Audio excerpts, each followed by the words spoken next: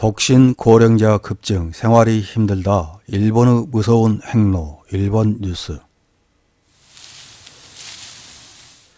통계청 자료에 의하면 2022년 우리나라의 총 인구는 5,163만 명이며 2020년 5,184만 명을 정점으로 감소 추세입니다.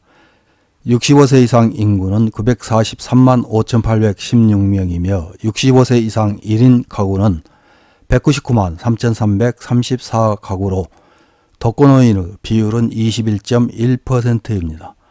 독거노인의 비율은 만 65세 이상 노인 인구 중 혼자 거주하는 인구의 비율이며 가구주가 65세 이상 1인 가구 수를 65세 이상 인구로 나누어 산출합니다.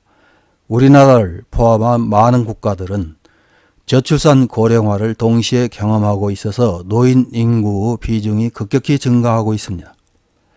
증가하는 노인 인구 중 특히 취약한 집단은 혼자 사는 노인입니다. 일찍이 고령화를 경험한 선진국들은 고령자를 위한 사회보장 제도가 발달되어 있지만 그렇지 못한 우리나라는 자녀 등 가족이 가장 중요한 사회경제적 지원자 역할을 할 수밖에 없습니다. 배우자 등 가족과 함께 사는 노인들은 이들로부터 다양한 지원을 받을 수 있지만 혼자 사는 노인들은 그렇지 못합니다. 그래서 사회복지의 대상일 수밖에 없는 혼자 사는 노인들은 경제 상황이나 신체 건강상 어려움도 있지만 정신 건강이 매우 취약해 여러 가지 면에서 주의를 더 기울여야 합니다. 하지만 이를 대하는 정부 당국의 태도는 기대에 미치지 못한 모습입니다. 가족 의존형 복지국가를 지향하는 일본 역시 G7 선진 경제대국이라고 자부하지만 독신 고령자의 생활은 힘들다고 합니다. 독신 고령자의 생활과 관련해서 일본 언론에서 보도한 기사 하나를 확인해 보겠습니다. 2월 21일 더 골드 온라인에 실린 독신 고령자 급증, 생활은 힘들다. 인구 감소 일본의 무서운 행로라는 제목의 기사입니다. 하류 노인, 노후 파산, 정말 고통스러운 말이 많아진 요즘 노후에 필요한 돈 저축되어 있습니까? 국세조사에서는 일본의 총 인구가 1억 2614만 6천명인 것으로 나타났습니다. 2008년에 인구 피크를 맞이한 이후 계속 감소 추세입니다.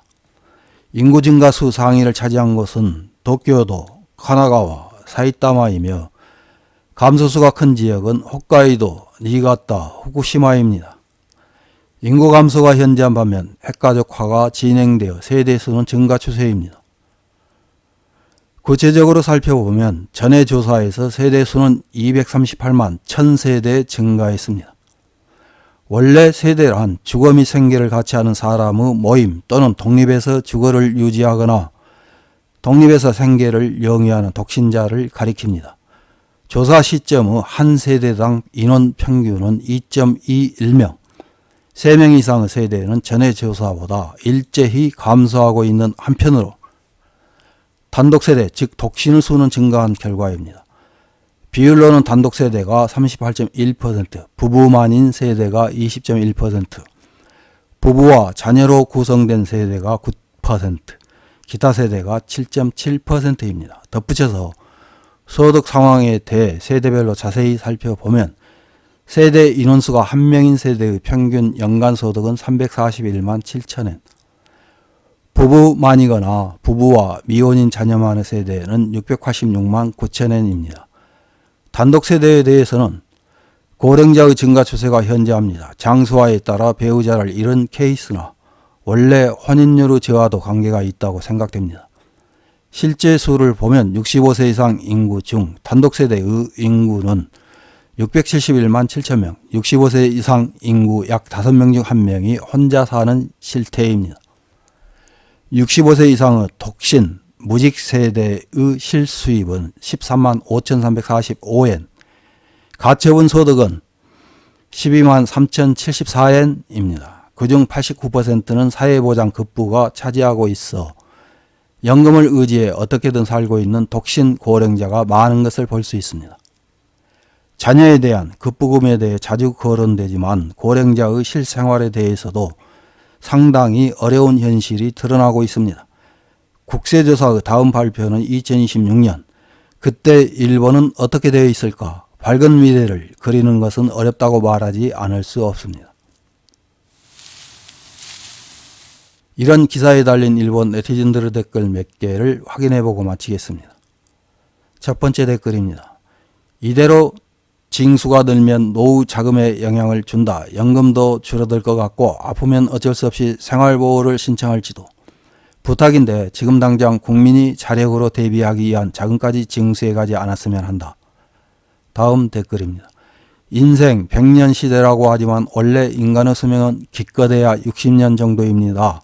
의학의 진보와 영향에 따라 억지로 살아있는 것이 현실입니다. 더 이상 스스로 자신의 일을 할 수 없게 되면서까지 사는 의미가 있을까요? 인간 이외의 동물은 스스로 먹이를 먹을 수 없게 되면 죽습니다. 인간만 특별한 것이 아니라 그것이 자연의 섭리라고 생각합니다. 다음 댓글입니다. 결혼할지 하지 않을지는 본인의 자유입니다. 혼자 살 것인지 말 것인지는 본인의 자유입니다.